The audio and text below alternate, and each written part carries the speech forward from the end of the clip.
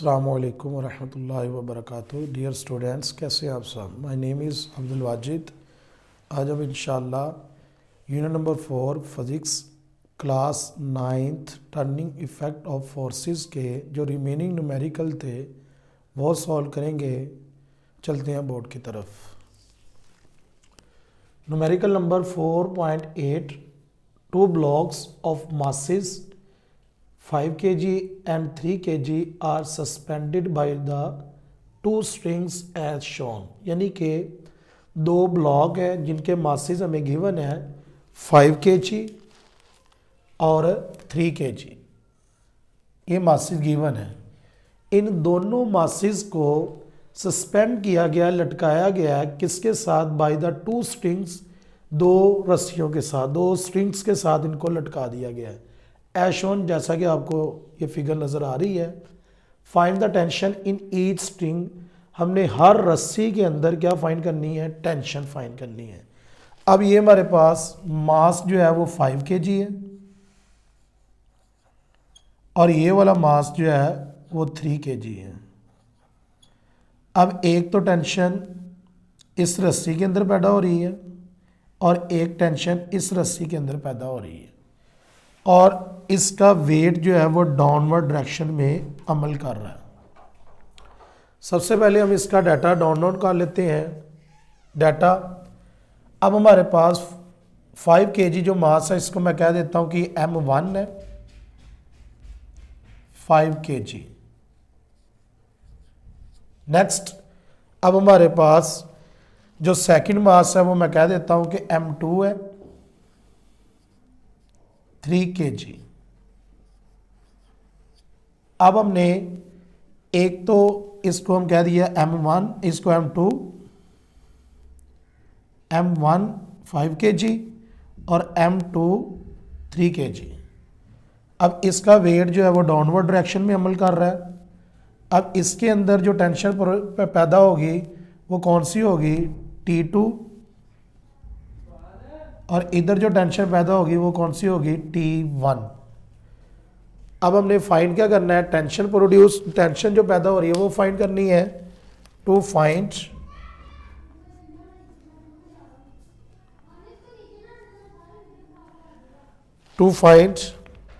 क्या फाइंड करना है? T1 और T2 हमने क्या करना है? फाइंड। सॉल्व।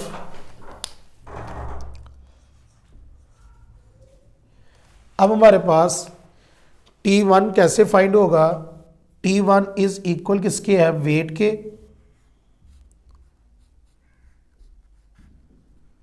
और वेट इज इक्वल किसके होता है? mg के। T1 is equal m1g। यानी कि हम जो इधर मास यूज करेंगे वो कौन सा यूज करेंगे? T2 पहले फाइंड करते हैं। T2 इज इक्वल वेट के और T2 इज इक्वल किसके? हमारे पास M2G।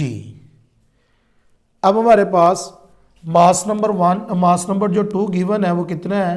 3 kg और G की वैल्यू में गिवन होती है 10 मीटर पर सेकेंड स्क्वायर। अब 3 को 10 के साथ मल्टीप्लाई करेंगे, फाइंड होगा जी 30 न्यूटन। T2 हमारे पास कितना फाइंड हो गया? 30 न्यूटन। अब नेक्स्ट हम M1 यानी कि T1 फाइंड करेंगे, टेंशन नंबर 1 फाइंड करेंगे जो इस रस्सी में पैदा हो रही है, ये वाली रस्सी में। अब इस रस्सी के साथ ये दोनों मास जो है वो सस्पेंडेड है, यानी कि M1 भी होगा और M2 भी होगा। टोटल हमारे पास कितना हो जाएगा? 8 kg। टू फाइंड, अब हम फाइंड करते हैं T1 is equal tension number 1 जो इस रस्सी में पैदा हो रही है। कौन कौन से मास इसके साथ सस्पेंडेड है? M1 plus M2 multiply by G, क्योंकि हमारे पास वेट इज इक्वल mg होता है। अब M हमारे पास कितने हैं? दो मासेस हैं। M1 हमारे पास कितना है? 5 kg प्लस M2 कितना है 3 kg multiply by 10 metre per second square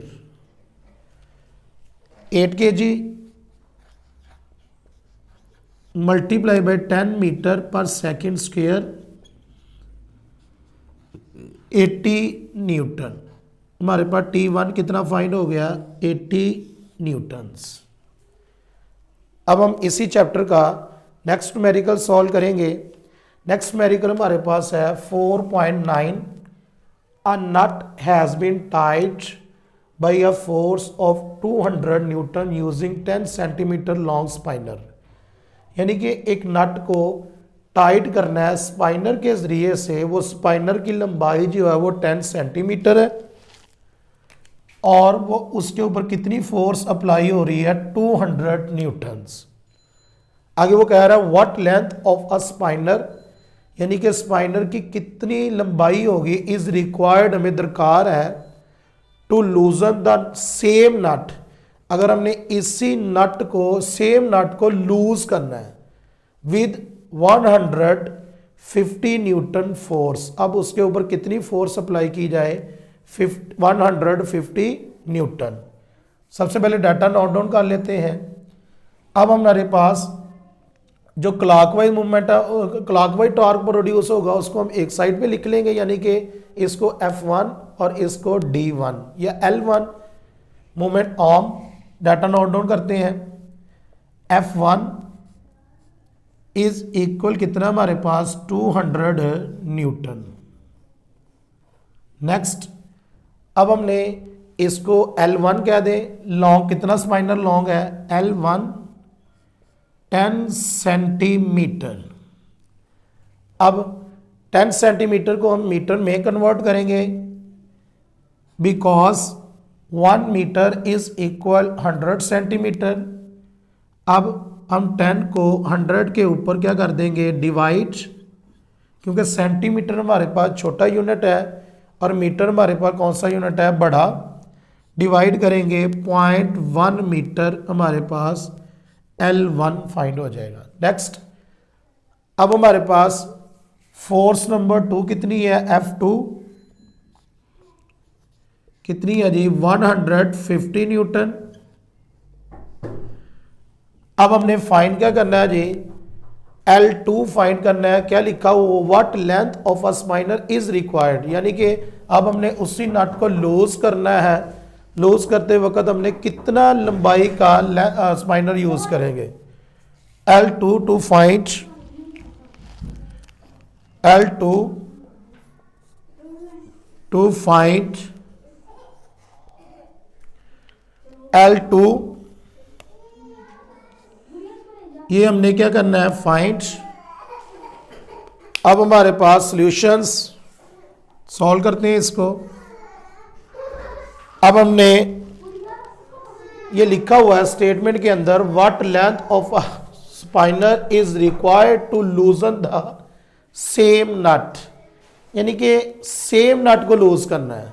यानी कि जो टॉर्क क्लॉकवाइज में पैदा होगा वो इक्वल होगा एंटी क्लॉकवाइज टॉर्क के according to second condition of equilibrium. According to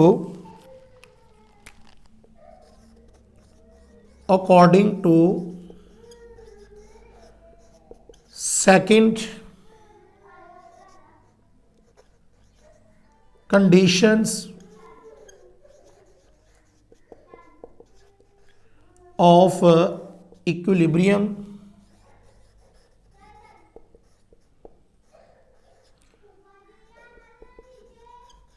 क्या होगा हमारे पास क्लॉकवाइज टॉर्क इज इक्वल होगा एंटी क्लॉकवाइज टॉर्क के। क्लॉकवाइज टॉर्क इक्वल है एंटी क्लॉकवाइज टॉर्क।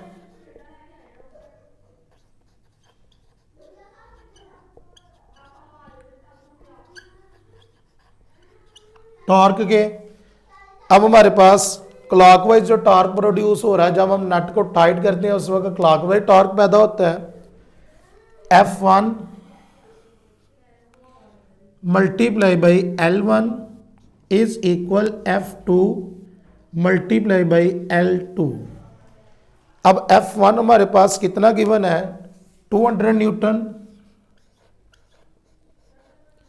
L1 हमारे पास कितना गिवन है 0.1 मीटर, F2 हमारे पास गिवन है 150 न्यूटन और L2 हमने क्या करना है फाइंड। अब 150 न्यूटन इधर मल्टीप्लाई हो रहा है, इधर आके डिवाइड, 200 को मल्टीप्लाई कर दें 0.1 के साथ, 20 newton metre divided by 150 newton is equal L2। 20 divided by 150, answer हमारे पास गिवन आ गया, यानी कि 0.133 मीटर L2।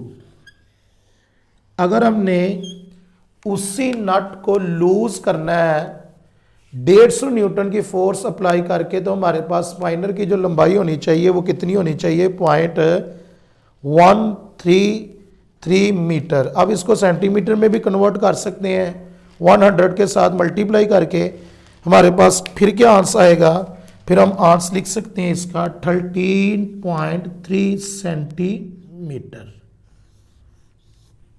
नेक्स्ट, अब हमारे पास इस चैप्टर का लास्ट वाला न्यूमेरिकल है 4.10। A block of mass 10 kg is suspended at a distance of 20 centimeter from the center of a uniform bar 1 meter long। यानी कि एक ब्लॉक है, इसका मास हमारे पास 10 किलोग्राम है, इसको लटकाया गया है कितने डिस्टेंस पर 20 सेंटीमीटर के डिस्टेंस पर।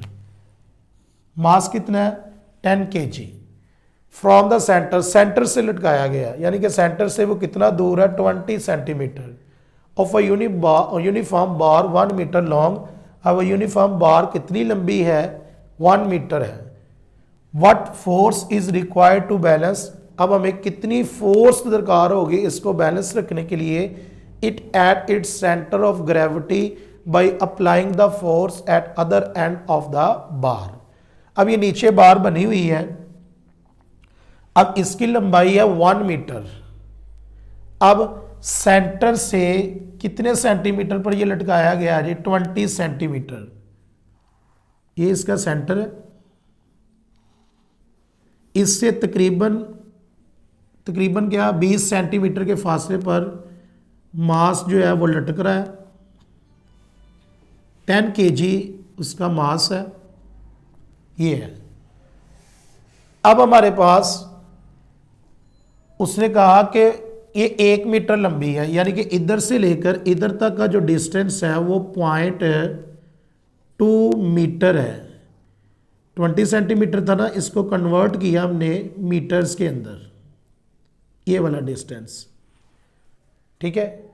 अब हमारे पास 1 मीटर ये लॉन्ग है, सेंटर से 0.5 इधर है और सेंटर से 0.5 इधर है, यानी कि इधर से लेकर इधर तक का डिस्टेंस हमारे पास गिवन है कितना है 0.5 मीटर। नेक्स्ट, अब हमने इधर फोर्स फाइंड करनी है कि कितनी फोर्स इसके ऊपर अप्लाई की जाए तो ये बैलेंस हो जाए, ये वाली फोर्स हमने क्या करनी है फाइंड।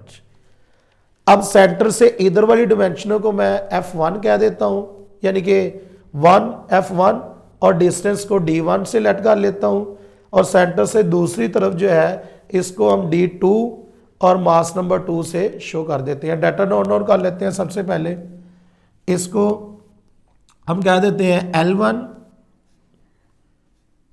0.5 मीटर, नेक्स्ट इसको कह देते हैं L2 0.2 मीटर, फिर उसके बाद इसका मास जो है वो हमारे पास आ जाएगा M2 is equal 10 kg।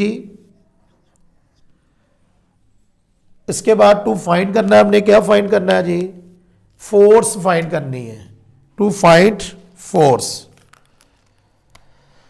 To find force. Force हमने मालूम करनी है, कौन सी फोर्स होगी, F1। ये हमने क्या करना है, फाइंड। सॉल्व। अब ये भी हमारे पास सॉल्व, ये भी हमारे पास according to second condition of equilibrium के मुताबिक ये सॉल्व होगा, यानी कि जो इधर टॉर्क प्रोड्यूस होगा वो इस टॉर्क के क्या होगा, इक्वल, यानी कि क्लॉकवाइज टॉर्क और एंटी क्लॉकवाइज टॉर्क जो होते हैं वो क्या होंगे, इक्वल। अब हम इधर लिख देते हैं अकॉर्डिंग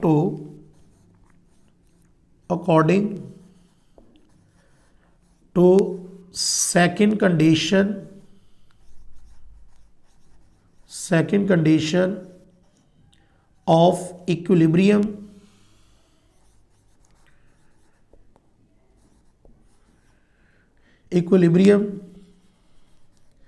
क्या होगा, क्लॉकवाइज टॉर्क इज इक्वल होगा एंटी क्लॉकवाइज टॉर्क के। क्लॉकवाइज टॉर्क इक्वल होगा एंटी क्लॉकवाइज टॉर्क के।